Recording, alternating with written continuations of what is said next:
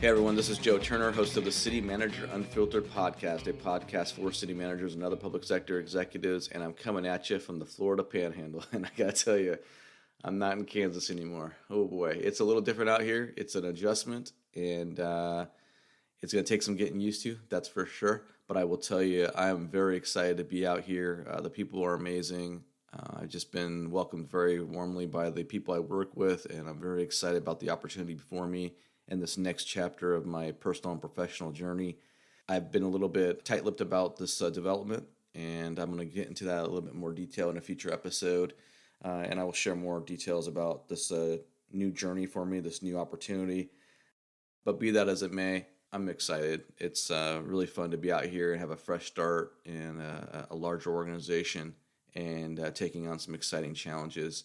Frankly, it's a little surreal to work in an environment or enter a new organization when you know that the people you work with know about you ahead of time. They know about your podcast, or they've seen your LinkedIn page. I can see when I do my profile views who's viewed my profile, and so I know that many individuals that work with me have looked at my profile.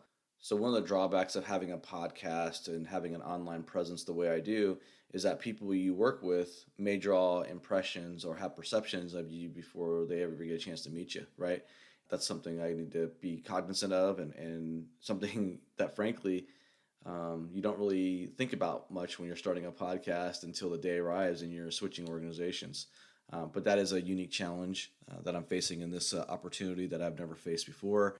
You may notice that the sound in this recording is a little bit off. That's because I'm living like a Spartan, like a bachelor in this house. It's very bare. All I have is my core essentials, a mattress, and some clothes.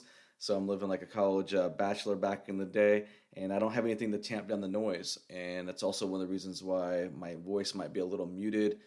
The louder I talk, the more it echoes, and I'm trying to minimize that. So I apologize in advance, but that's what I'm going through for the time being. In this episode, we're going to talk about the city of Hutchinson in Kansas. They're recruiting a city manager and they're using Baker Tilly. And frankly, Baker Tilly isn't doing so hot.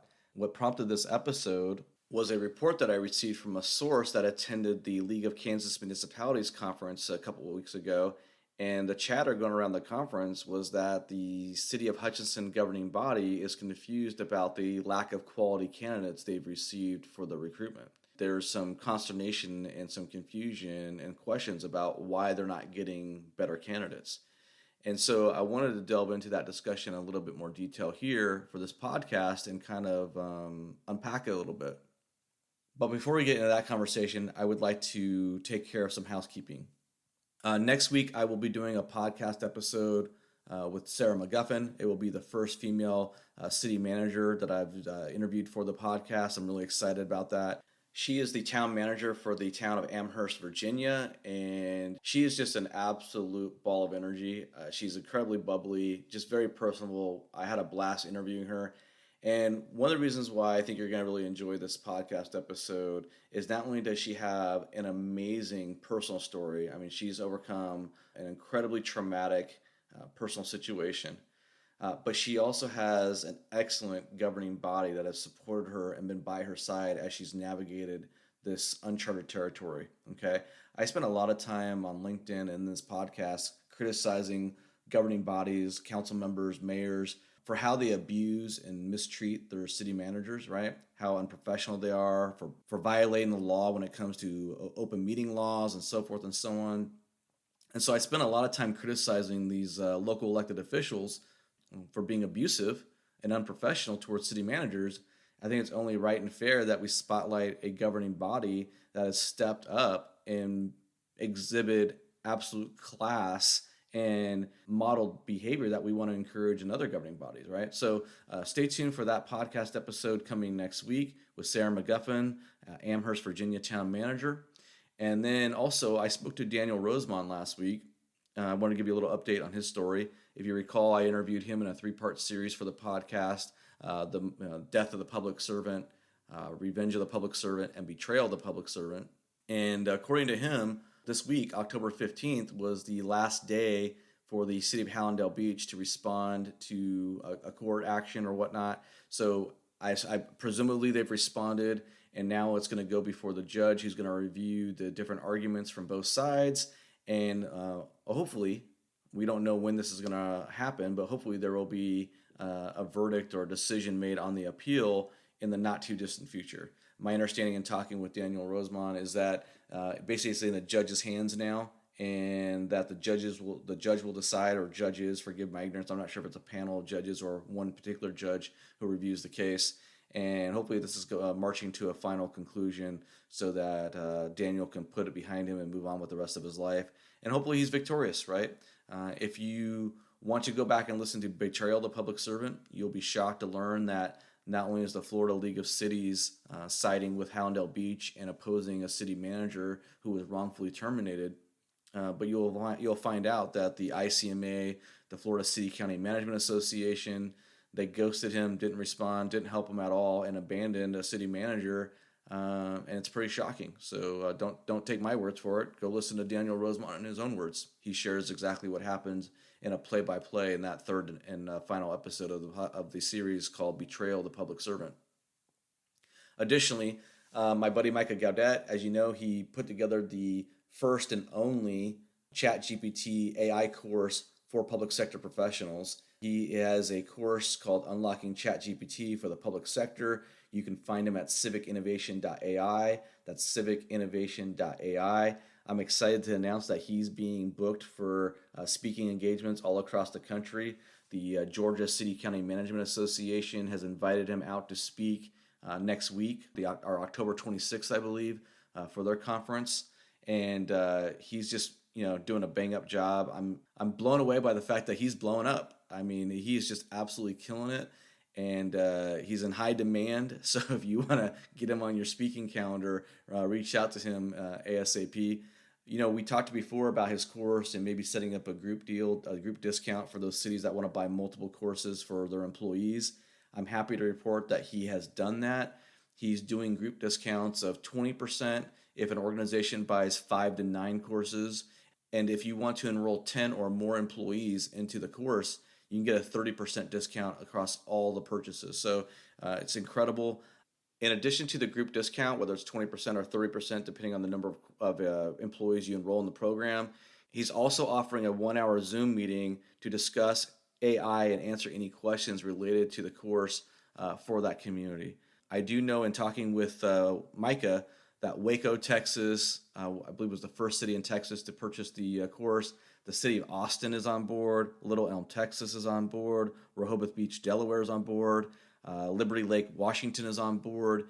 If you're a city or county manager listening to this podcast, you should be running to your computer, running to civicinnovation.ai to purchase a group discount and put your employees into this program. ChatGPT AI is literally cutting edge technology, and to provide your employees with that training, I mean, how do you put a dollar value on the efficiency and benefits that come with training up your staff? I mean, it's a no-brainer. I mean, when I think about all the fluffy crap that local governments send employees to for so-called training or for conferences or for gatherings or what have you, and you have the opportunity to spend $350 to $400 a person, depending on the group discount, to put your employees into ChatGPT, you're going to get real-world immediate benefits to your organization. And on top of that, you can put on your resume as a city or county manager that you are at the forefront of technological innovation, right? That you are training up your employees, that you're giving them access to the tools and resources to help make government more efficient, more effective, more accountable. I mean, it's an absolute no-brainer. I don't know what you're waiting for. So go to civicinnovation.ai. That's civicinnovation.ai. Reach out to Micah Gaudet. Tell him Joe Turner sent you. All right, now let's talk about the city of Hutchinson, the city manager recruitment, and Baker Tilly, who's conducting the recruitment. I got to put all my cards out on the table. This is a little bit of a delicate topic, and I've kind of avoided talking about Hutchinson in the past until recently, and that's because not only do I know the 3 most recent city managers who served the city of Hutchinson, I know multiple members of the governing body, have good relationships with them, genuinely like them and think they're good people. And I also know various individuals who either work for the city of Hutchinson, are part of stakeholder groups that are affiliated with the city of Hutchinson, so forth and so on. On top of that, I used to work for South Hutchinson. We were literally right across the river, next door neighbors. And then one other component of this is I applied for the city manager vacancy last year at this time and lost out. And I didn't just lose; I got obliterated. I didn't even sniff an interview, and that's okay. I was punching above my weight. I wasn't surprised by that. I was working for a small town of 2,500 people with a $7 million budget, and here I was applying to be the city manager for the city of Hutchinson, which has 40,000 people and a budget of about 100 million. It was definitely a huge step up. I was swinging for the fences. As my buddy Brandon Dross always says, shoot your shot. I shot my shot, and I came up a giant, massive air ball. Massive air ball. So I share that with you, the audience, because I want to be transparent, and you can use that to determine whether or not you think I'm being sour grapes with respect to Baker Tilly or anything like that. All right, so I put all my cards on the table with respect to the city of Hutchinson and Baker Tilly. I have not spoken ill of the city of Hutchinson. I've not publicly criticized the governing body or anything like that with respect to the city of Hutchinson. I have sort of taken a hands-off approach because, like I said, it's a little close to home, and I have relationships with people on all different aspects of the community, and I've just been trying to keep my distance, okay? On top of that, I want the city of Hutchinson to succeed. I don't want them to not succeed. I think there's a lot of great people there, like I said. So I have avoided talking about the issue. So the fact that they are not getting a good group of solid candidates to be their city manager obviously has nothing to do with me. And I want to talk about why I think that they are having trouble. And I'm going to tell you the number one reason why I think they're having trouble is Baker Tilly. Baker Tilly has a terrible reputation. I've had individuals tell me, let's talk about the League of Kansas Municipalities. They recently went through a recruitment to hire an executive director to lead the organization. I have been told that that when it came to hiring a recruiter to conduct that executive recruitment, they were going to hire anybody but Baker Tilly. Baker Tilly was never even going to be considered, okay?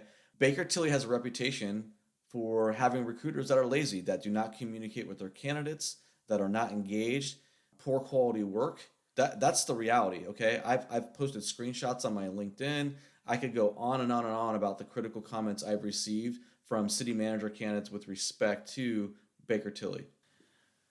Everyone knows I've been beating the drum on Baker Tilly. I've talked about the Canfield, Ohio recruitment, how they screwed over the city manager candidate there by doing a bait and switch and introducing a computerized voice stress analysis test, a so-called lie detector test, how that city manager candidate got dragged through the local media and had their reputation damaged. Baker Tilly was on the loop on that. They knew what was going on, and they allowed it to happen.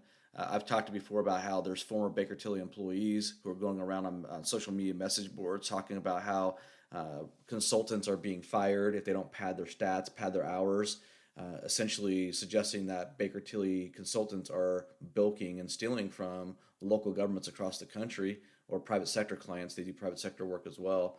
Baker Tilly just has a terrible reputation. I've had so many city managers tell me that they won't even apply to a Baker Tilly recruitment because they don't want to go through the process because they have horrible communication. I've had individuals who applied for the city of Hutchinson vacancies, this one and the first one that I applied in, communicate to me how dissatisfied and unhappy they are with Art Davis and the lack of communication, how there's no feedback. These candidates told me that the communication with Art Davis was terrible, or that he didn't even respond at all, or that when he did respond, it was multiple days after the fact. The reality is that people are fed up with Baker Tilly, and I'm going to take some credit for that. I'm the one that's been out there in front leading the charge, criticizing Baker Tilly. I've been beating that drum, and I know it's having an impact. I know it's costing them. I know people are learning more about Baker Tilly and their shenanigans. And we're going to get into that a little bit more on this podcast with respect to Baker Tilly and the city of Hutchinson, because they're hiding a dirty little secret that they haven't shared with any of the candidates, and I want to talk more about that. But the reality is that Baker Tilly has a horrible reputation with the candidates, and so if candidates are not applying for the job, obviously that's going to hurt the candidate pool. On top of that, I've talked to governing body members who have expressed dissatisfaction and displeasure with Baker Tilly's performance when it comes to recruitments. I'm not going to get into names. I'm not at liberty to talk about what cities and what governing body members there are. But obviously I have a large platform. People reach out to me. They talk to me. So I hear things. I can tell you that from my personal experience, Art Davis, I had minimal experience because I got blown out of the water, like I said, and I've only gone through one Art Davis recruitment. I will tell you that when I went through the city manager recruitment for Hutchinson a year ago, that the brochure that they used had a picture that was upside down. I'm like, how are we not catching this? How Where's the quality control? Where's the pride in our work product? How is it that a picture in a brochure, it's only like 6 pages long or whatever, how does that get missed? It just goes to show you that I think a lot of these recruiters are sloppy, they're lazy, they're fat, dumb, and happy because they get to basically send out some emails to their email list, post the job announcement on these job boards, and then they wait for the applications to come in. And I'm not convinced that Baker Tilly does really any proactive outreach to candidates. Maybe the governing body for the city of Hutchinson should ask their recruiter, Art Davis, who's he actually reaching out to? Is he dialing for dollars? Is he actually calling candidates who are currently employed and have a track record of success and asking them to apply for the position? Or is he just waiting for applicants to submit their resume through their platform because they post a job announcement on ICMA's website or on the other multitude of job boards? I mean, really, you think for $25,000, what do these recruiters really do? I don't know. I think some do a good job. I can tell you I've been contacted by some recruiters. I had a recruiter for SGR, that's Lynn Barboza. She contacted me and asked me to apply for a position one time. So I know there's some recruiters that do it. I've never been contacted by a Baker Tilly recruiter. I don't expect to ever be contacted by a Baker Tilly recruiter in the future.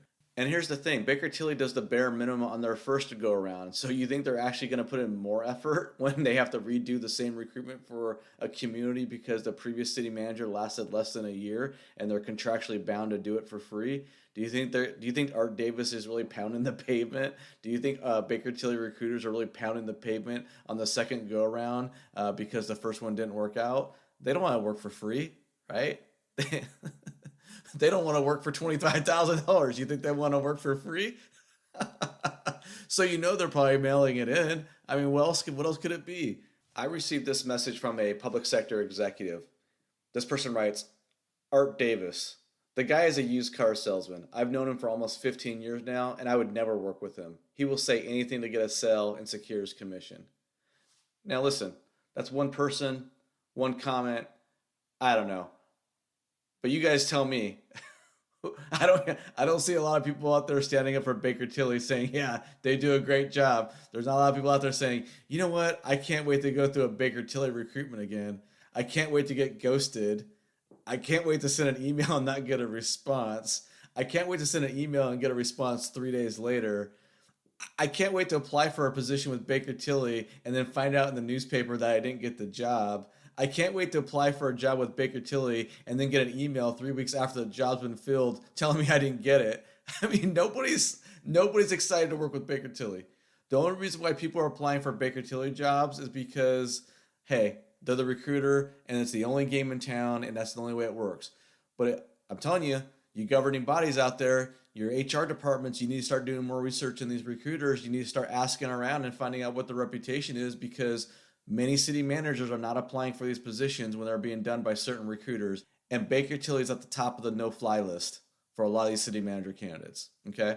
I kid you not. I've literally had candidates who applied for the Hutchinson job write me and say, I can't get a response back from Art Davis. I mean, listen, I'm not going to sit here and say that Art Davis and Baker Tilly is the only reason that Hutchinson's having a problem finding candidates, but it's the main reason. I truly believe that, okay? Now, there are other issues at play we can get into. The market's incredibly challenging right now for all cities in the grand scheme of things because if you're a city manager somewhere and you want to relocate, odds are you're going to have to sell a house where you have interest rates at 3% or so. You might even be down in the twos, right? And in order to sell and buy, now you're going to get a mortgage with a 7.5% mortgage rate. That's a big jump. That's a big change. I mean, never mind the actual cost of selling, right? 6% of your realtor fees with respect to selling a home. So if you got a $400,000 home and you got to sell it, it's going to cost you $25,000 just to move. Boom.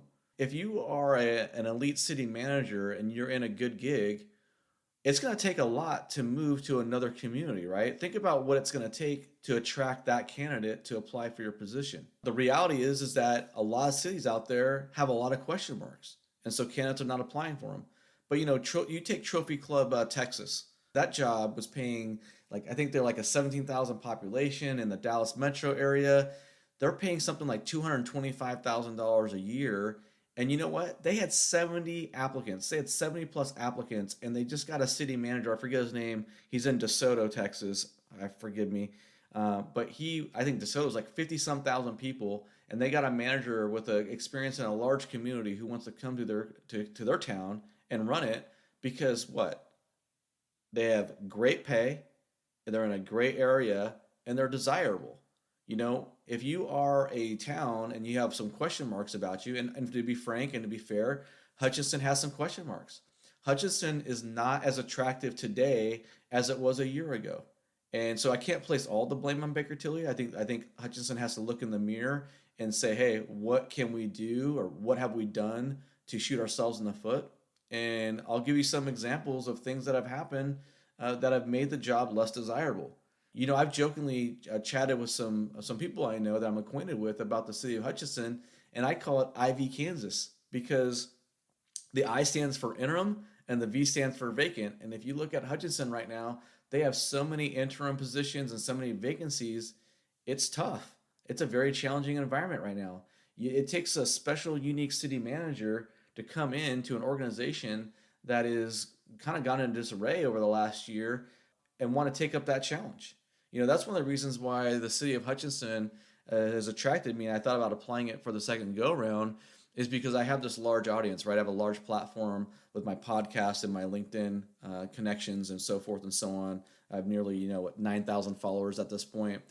And I was intrigued by the idea of being able to tap into my network on LinkedIn and the podcast and see who would want to come work with me, right? I felt like with all the vacancies that the city of Hutchinson had, I had the potential competitive advantage of being able to fill them by attracting talent from across the country that'd be interested in working with me. And I thought that was a pretty sexy, exciting proposition because I like challenges.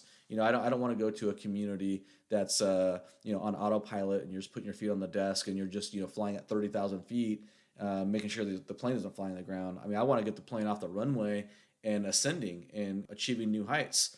And so I was really intrigued by that proposition. But the reality is that Hutchinson over the last year plus has really had an increase in the vacancies and the turnover. And there's a lot of challenges that go with that. There's not a lot of city managers that want to. I don't think there's a lot of really high quality city managers out there that are in really good situations that say, you know what, I really want to leave my current community where I'm making really good pay and everything's going pretty good to go take on this challenge. And I think that's something that Hutchinson needs to be aware of. Then you got to look at the turnover in the city manager position, right? You had John Deerdoff, who was there for, I think, 17 years or so. I might be mistaken on that. He retired about 3 years ago, 4 years ago now, maybe at this point. Then they hired Jeff Cantrell, who came in. He served there for 2 years, and he was on a 1 year contract that got renewed for once, and then they decided not to renew his contract. So he didn't get fired, but they just decided not to renew his contract, and so he only lasted 2 years. And then you throw in the fact that Kendall Francis, who was hired in January, he gets fired with cause after 5 months. And I know there's some backstory. Again, I'm not going to get into the details on that because I think I'm going to get Kendall Francis on the podcast to talk about his situation. So I'm not going to speculate about that now. But, when you have that kind of turnover in a short period of time, and then you also have some turnover on the council over the last couple of years, it sends up some red flags. And you're not going to really be able to attract high quality candidates unless they're really attracted to some of the challenges that the city of Hutchinson presents. Let's talk compensation. I believe they're offering $165 to $190 to the next city manager to come in and run their community. That's not really that sexy. That's not really that exciting. There are a ton of communities out there with fewer than 10,000 people that are paying $130 to $150. The market's changed. When you factor in the risk associated with the job, $190 is not a hell of a lot of money to run an organization that has a $100 million budget, right? When you get paid $190 and it's going to cost you $25,000 at a minimum just to sell your house, right? Just to sell your house is going to cost you $25,000 to jump to this new community. You factor in all the other costs related to relocation. And yeah, there's some housing stipends or moving stipends that will offset some of it. But those moving stipends very, very rarely ever compensate you for the total losses that you incur when you relocate, right?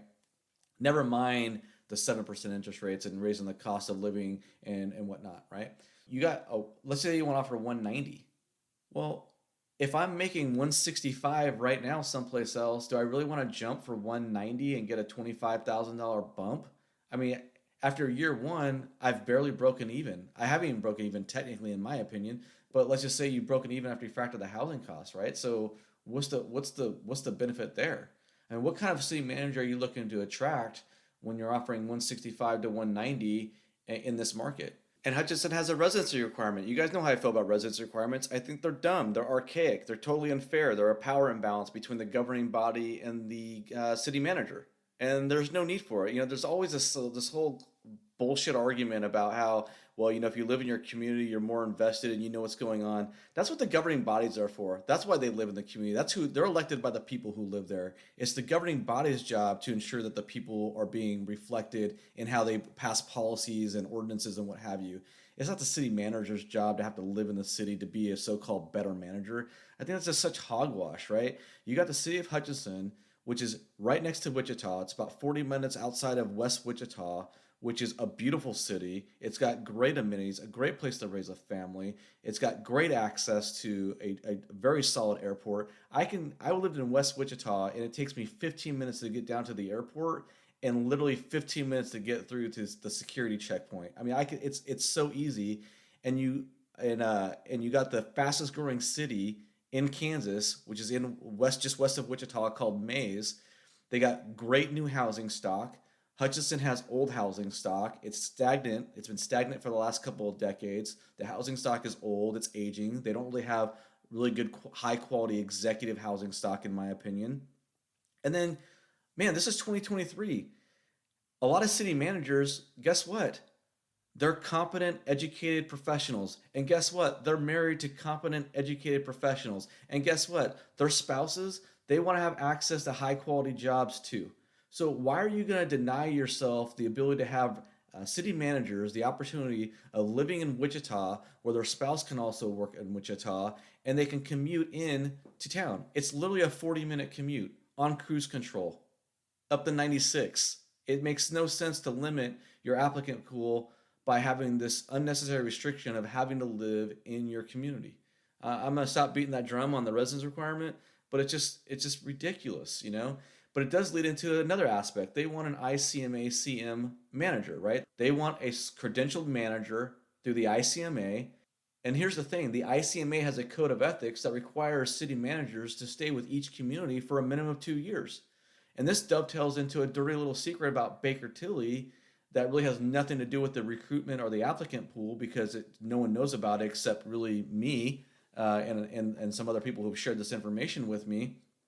But Hutchinson only gives 1-year contracts. They only believe in 1-year contracts. So they have 1-year contracts with no notification period about when they're going to not renew it. And they give you a 6-month severance. So Jeff Cantrell, for example, was on a 1-year contract. He got renewed for a second year, and then he didn't find out they weren't renewing his contract until 2 weeks before his contract was set to end, when was out of a job.